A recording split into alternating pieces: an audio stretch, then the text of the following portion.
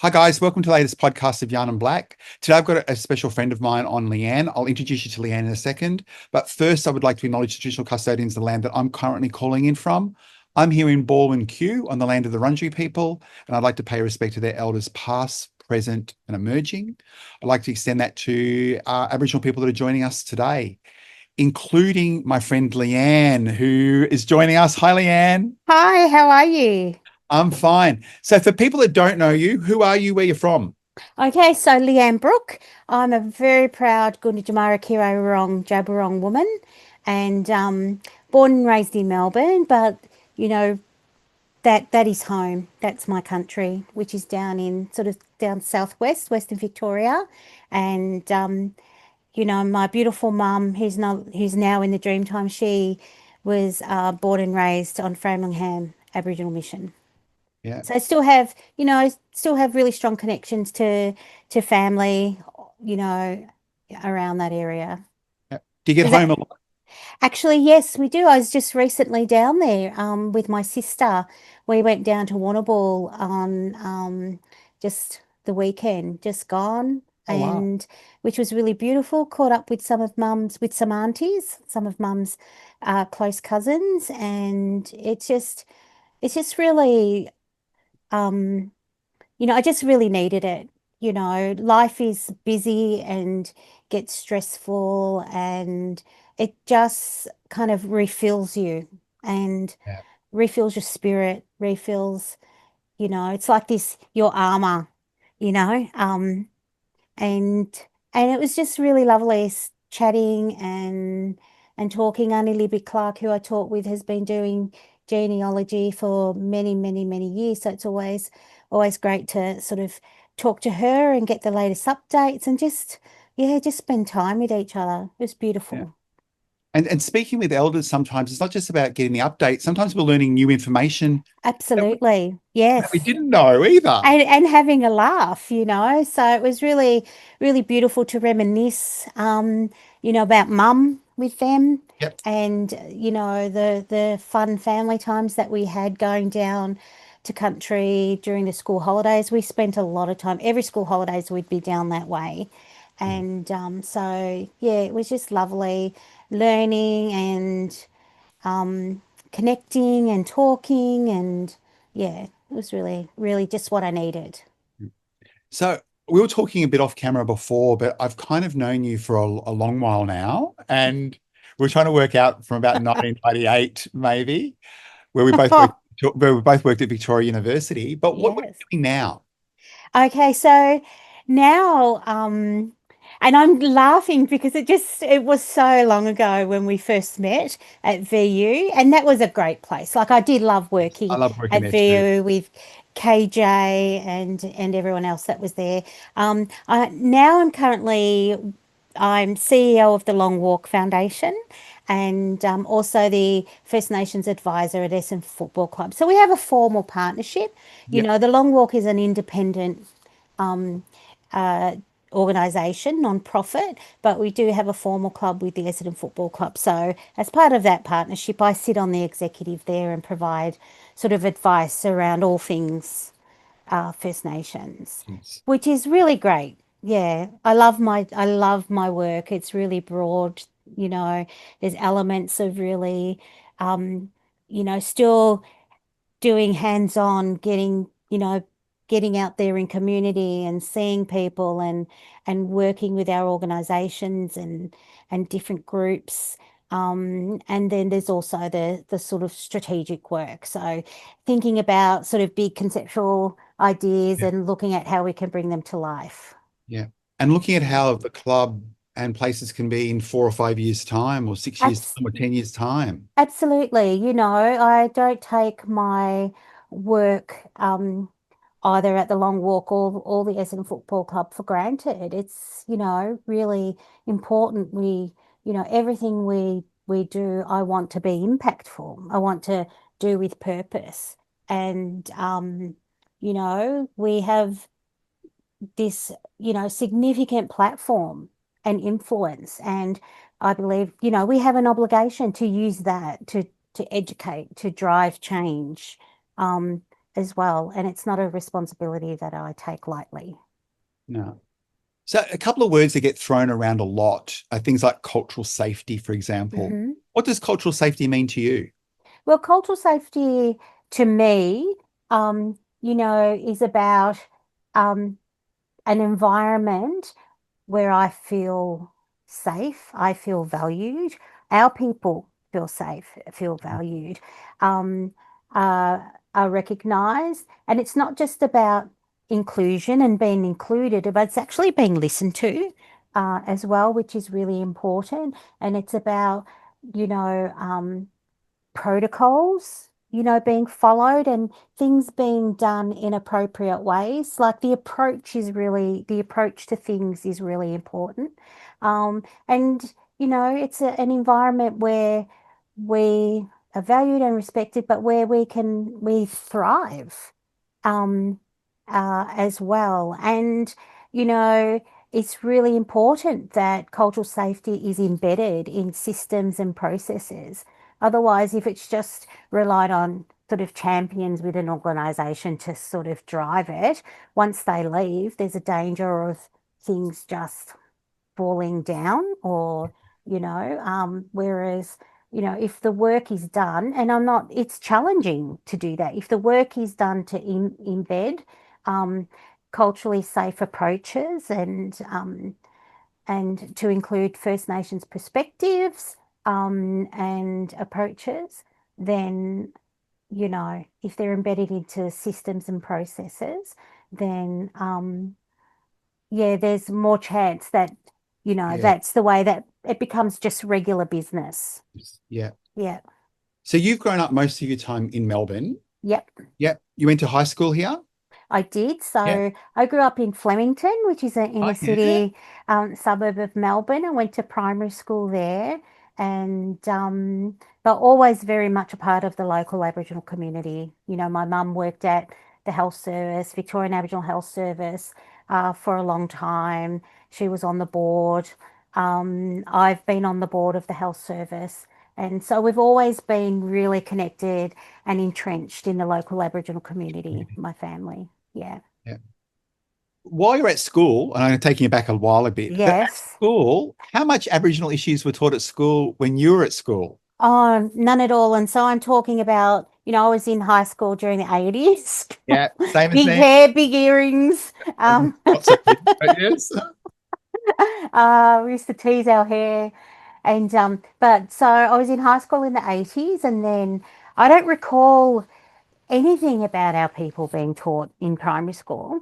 But I do remember, you know, the same old thing around Captain Cook discovering Australia. That was being taught in the 80s. And I remember questioning that and so saying, well, how can you discover somewhere that, there were people already here? And so I got sent to the principal's office and just things like that, which is probably the same experience that a lot of, our people had in those days. Yeah, So yeah, nothing was really taught. What we learned, was through our relatives, through our community, through the Koori Information Centre, KIC yeah, Centre, which was right next door to the old health service in Gertrude Gertrude. Street, which, Yeah, we'd buy, books and magazines and resources and things like that. But we learned that from our own mob and, being actively involved, yeah, in yeah, community. yeah. Do you think it's harder for young Aboriginal kids these days to connect to culture if they haven't been brought up in it? Because what we do know that child protection rates are really quite high, and I work with a lot of kids that know about their Aboriginality but don't even know which community they belong to. Yeah, it is very difficult. And the work that we do in schools, we come across that a lot, particularly in, the outer suburbs. Yeah, And if they're living with their Aboriginal parent or grandparent, it can be incredibly difficult. And, they may say, oh, my grandmother's Aboriginal or my mum is or my dad. And, they have no real ownership of that because they feel, they don't know much yeah, and they haven't had that opportunity. So the programs we do in schools with First Nation students, we say to them, there's no shame in that. It's not your fault. Yeah. That's, you know, it's not your fault. And so, this program will say to them, this program is about you reclaiming, Mm. um, or, claiming culture, connecting with culture, you know, we support them to learn more about their mob and help facilitate connections to community, and to Yeah. local elders, and try and support them to learn more, because it's not because they don't want to openly and strongly identify. It's because I think some feel like they don't have a right to, because, Yeah. oh, I don't speak my language, I don't practice culture, I don't know this or I don't know that, and so they're, a bit hesitant. But once they make that one simple connection, it's life changing. And I've seen that happen before my eyes.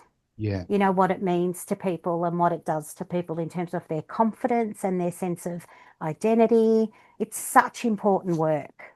Yeah. Yeah. Because I think for non-Indigenous people, like we identify with our language group first more than like our name. So Mm. if you don't know where you come from, when you get asked that question, like who's your mob, where you from, It can be very confronting. can be confronting. And Yeah. and and and people have a sense of shame of not knowing, you Yeah. know, even if it's not their fault.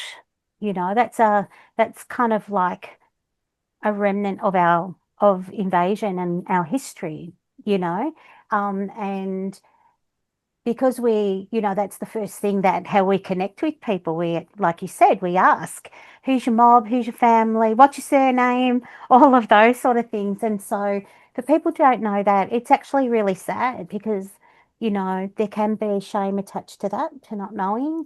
There can be, embarrassment, and it sort of, out of fear, it stops people from like connecting. And so Yeah. when you're able to support them, you know, support them in that connection, and you can see it, like I've seen it, the change and the difference that it makes, to their life, to their well-being, to how they see themselves. Yeah. And it's Yeah, also how they carry themselves. And absolutely. I work with a lot of boys that you see the proudness Yeah, that's on the outside of them. And I see their chests puffed out, and I'm yeah, proud to be, yeah. and they can name the community they come from. Whereas a year or so before, they were kind of shy and withdrawn. And Absolutely. And how, like, I think about this, I think about how fortunate I was to grow up, you know, in my family, that sort of really strong connected into community, active participants in community. yeah, We knew who, we knew who we were and where we sat and where we belonged. And when you're a part of a community, it comes with all those wonderful things, mm, that come with being a part of a community. It comes with elders, and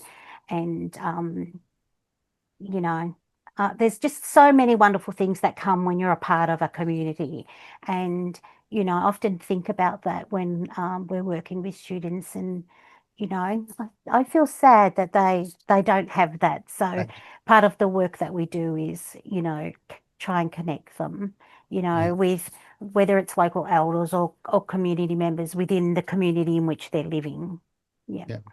So when you finished high school, did you finish year 12 or Yes, I finished year yes? 12. And then what did you Um, do after that? What was your Well, first I study? sort of I did bits and pieces of study, tried different courses, and never really found one that kind of, fitted for me. And so Yeah. then I just started working.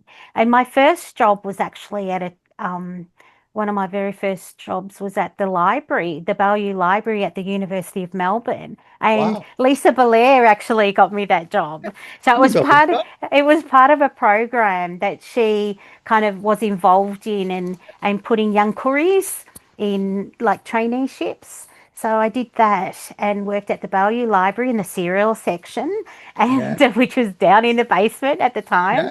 Yeah. But used to spend a lot of time at the unit there where and Lisa was working there and learnt so much.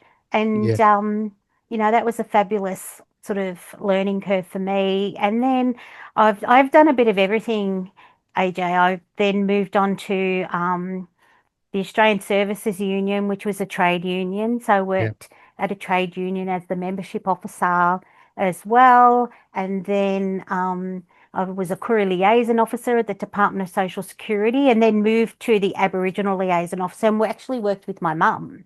Um, Wow. and so I was based at Preston, the Preston office, and she was based at Fitzroy. But every Tuesday we were at the Victorian Aboriginal Health Service doing a visiting service. So we used to Oh, see yeah. community members coming in.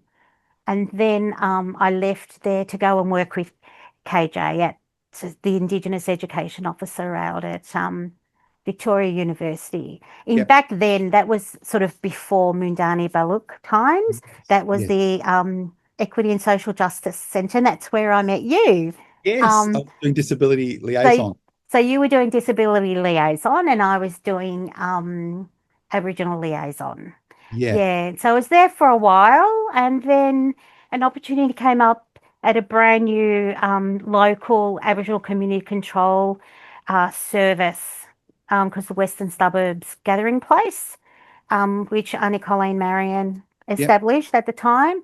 So I worked there for a bit, um, then moved into local government. So I was at Darebin for a while, Yep.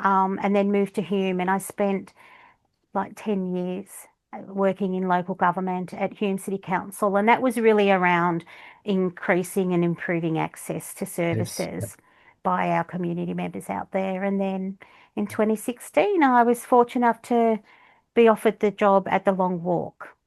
Yeah, and have been there ever Had to since. celebrate your 10th I anniversary. know, time Wow. flies. Yes, it goes by really quickly, and it's been a joy.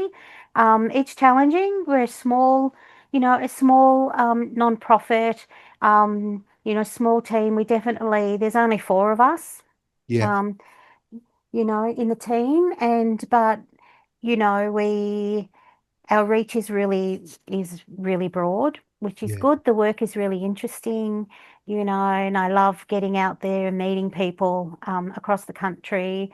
I have a great team that deliver programs in schools. And then, so most people are familiar with the big long walk to Dreamtime at Yep. the G, Yep. but the heart and soul of our work is actually in schools and the community. So we do a lot of truth telling in Yep. schools. We do little long walks, which includes truth telling. Yep. Um, and we do cultural immersion programs with schools and community groups. And we work with junior sporting clubs. And we've got a couple of new exciting programs starting up that are specifically around cultural safety, which we're excited about. Um, which we're excited about. So, yeah, it's really interesting and diverse work, and I think that's why I'm still here. Yeah. Yeah. Yeah. I think you're a little bit like me. If the day was the same every day, I couldn't do it. we couldn't do it. Yeah. We need something different and different people and different environments. Yeah.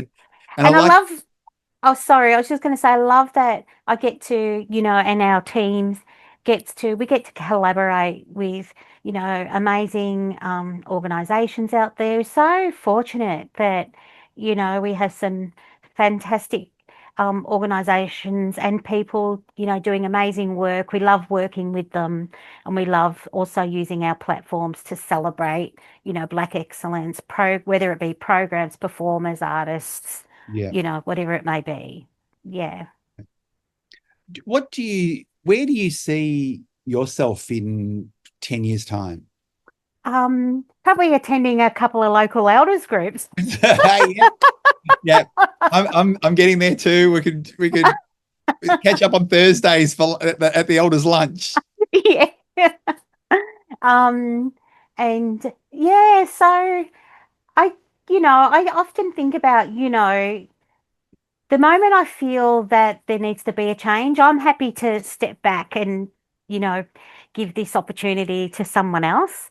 Yeah. And, I'm not at that stage yet. I still feel like there's lots of things that I can continue to do and continue to have impact and continue to build. Um, but yeah, I do think that, every organisation's at some point needs fresh eyes and fresh ideas. And so don't know exactly where I'll be in 10 years, but I think I'll be attending the elders groups. Just lunch. Yeah, I'll be there next year. And we're starting Because to I'm actually 60 in 3 years. oh So yeah. So I don't want to be working when I'm 70. yeah. But you never know. You never know. No, we Maybe don't know. part-time. I'll certainly Yeah, be volunteering, that's for yeah, sure. Yeah, because yeah, I do volunteer at the moment, and I need to I need to be doing yeah, something. Yeah. yeah. What do you love most about working with mob and community? Oh, it's hard to articulate sometimes because I love, I just love feeling and seeing people and connecting. I love seeing young people grow and being the best versions of themselves. Well, it's not just young people, but anybody. Yeah, And if I, in some small way, can support that, I love doing that. I love learning from people.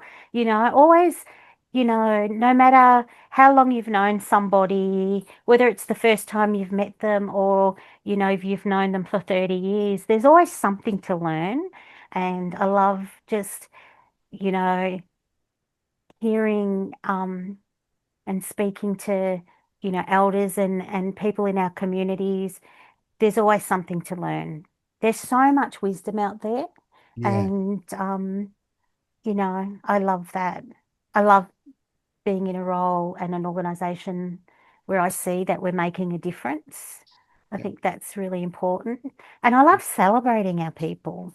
We're so strong and resilient. There's people out there, community members doing amazing work across the country. yeah, And sometimes I think that's not, celebrated enough, or that's not, the broader community don't see that. Yeah. yeah, Um, so yeah, there's a whole lot of things that, I love. yeah. Yeah. If I had $1 zillion and a magic wand and said to you, "Here's my $1 zillion, you could fix anything in Aboriginal affairs," what would you want to fix or make better? Um, uh, oh, there's a whole lot of stuff, but I'd like to, um, I'd like us to look at mechanisms where, you know, um, we are the holders of our own destiny. And I think that's what treaty will hopefully Yeah, bring us. So that's exciting work. And sometimes I think about just really basic stuff, making sure that everyone, you know, has a home, is healthy. So all of those sort of things, opportunities for our young people, that sort of thing. So I probably, there would be a whole range of different things that I think yeah, that we could work on. yeah. But yeah, And a uh, lot of those things you just mentioned, I think there's still a belief with non-Indigenous people, but they're not realizing that our young people are sometimes the firsts to do things. Like this is the first generation of Aboriginal kids getting to year 12. This is exactly. the first Going to generation university. going to Yeah. university. They just presume that we've always been able to go, but Yeah. And they don't understand that the correlation between things like that, all these gaps that we talk about, they don't understand the correlation between that and the history of this country. yes, When we're talking about the level of disadvantage, well, we we weren't able to acquire generational wealth or yeah, inherent wealth. We weren't allowed to work, be educated, own property. Our soldiers weren't gifted land like non-Aboriginal soldiers. So where was that opportunity to do that? yeah, Things like that. They don't understand that because they've never been taught that. yeah, They're not aware of that sort of thing. And if we think about, all the gaps around our health, well, that's trauma, yeah, and um, not having the same access to health. services and things like that. So I think, that's people just they don't understand that, or they're not aware of it because it's not taught. Yeah. Yeah. In And schools. I know when I do cultural awareness training, sometimes people look at you when you first say things like that. They go, "What do you mean? Mm, What do you mean?" And until you yeah. really take them back in time, we're not talking about a long, long time ago. No, it's recent history. It is recent history. And I always talk about the elders in our community now, if they were born before 1967, weren't even counted in the census. And those No, people are still exactly. here. Those elders are still here. They're still here. About a number of years ago, I found out that we had a sister that was stolen.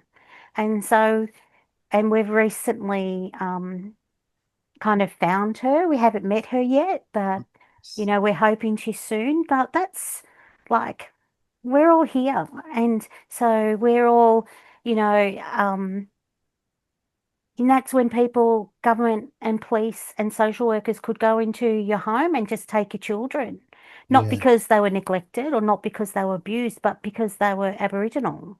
yeah, And so it is recent history. And this is what I try to talk to people about when they say, "Oh, well, just get over it." Well, I've got a sister who turned 60 in December and we've never met. How do yeah, you just get over something like that? yeah, And she was removed not through, my parents were very young. That was it, you yeah, know, and I guess that they thought that was a good enough reason. yeah, And so yeah, how do you get over something like that? yeah. Yeah.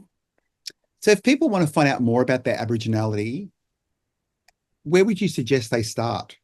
Well, I sort of suggest that they, try and talk to family or talk to people and try and, get as much information as they can. There's places like Link Up and the Koori Heritage Trust, and I'm sure there's sort of similar organisations in other states as well. So I'd suggest do some research, talk to people, and it can be really difficult to actually, find out, but just continuing to, you know, to, do some research and get as much information as you can and um, connect, you Mm, know. Try and if you do know where, your family or your mob is from, make some connections and talk to people in those areas.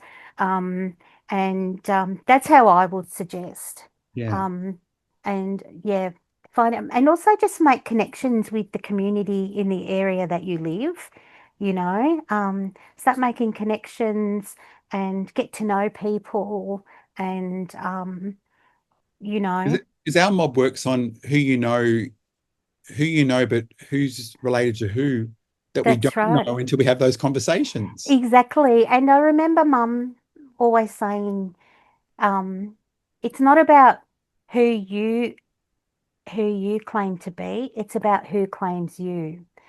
So ultimately, making those connections with your own mob, where you're from, but also in the local community is really important, and I encourage people to do that. Get to know people, you know, get to know about the Aboriginal community controlled organisations, their histories, the role that they play in our communities. Um, Maybe, find out about local groups. And that can be really intimidating to rock up to, a group and you may not know people. But Yeah. I find our mob are very generous. And I help coordinate a local group out at Broadmeadows called Wandarra with Sharon Slater, and it's a fortnightly group. And we often get people coming, and our group is very welcoming, and we will support and help people, where we can, Yeah. and we'll even think, oh, get some information, if have a yarn with them, and try and be the connectors and help, oh, you might be related to this one, or we Yeah. suggest that maybe reach out to this person or yeah. Yeah. So don't give up. No. I, I'm I just tell watching the people. time, and I Yeah. know that you have to go. And but I do want to ask you one final question. That is, what would Yeah. you like people to walk away with from our yarn this afternoon?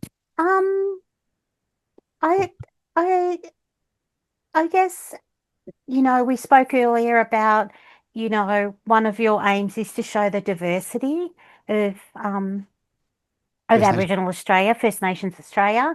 I think, that's a really, really important message. We're different, all across the country. And, even in Victoria alone, there's 39 different language groups, you know. But for non-First Nations people, I suggest, to um, you know, make do some work around connecting and learning, Yeah, educate yourself, um, and encourage, if you've got children in school, encourage the school and say, you know, we want First Nations perspectives being delivered, in our school. Find out, yeah, just make connections. But I think, learn more and do more, and yeah, come along to a long walk event. You yes, know, one of our key things that we talk about with everybody. Michael always talks about his father when they were growing up. His dad used to say, "Everyone is welcome around our campfire." And that's a principle that the long walk we live and we work by that. Everyone is welcome around our campfire. So please don't, be scared to come along to one of our events or community, initiatives. Yeah, you'll be all welcomed cool. with open arms. Yeah. Hey, I want to say thank you for yarning with me this No afternoon. worries. It's I been a have to get you, pleasure. I'll have to get you back on for a part two at some stage. I know Definitely. how hard it is to get you, but we'll do No, it. it's been a lot of fun. I've really enjoyed it, I've enjoyed AJ. it too. Lovely. You know how much I love you and the work that you actually do. And Thank I you. can't imagine how long back it was since I've known you because we, You're ha making me feel old. we haven't changed at all, have we? No, no, No. no. No, happy to do another convo. Yeah, Cool, catch guys. up. So I want to say thank you for Leanne for joining us. And guys, I'll see you at the next podcast. So see you later. Thanks. Bye.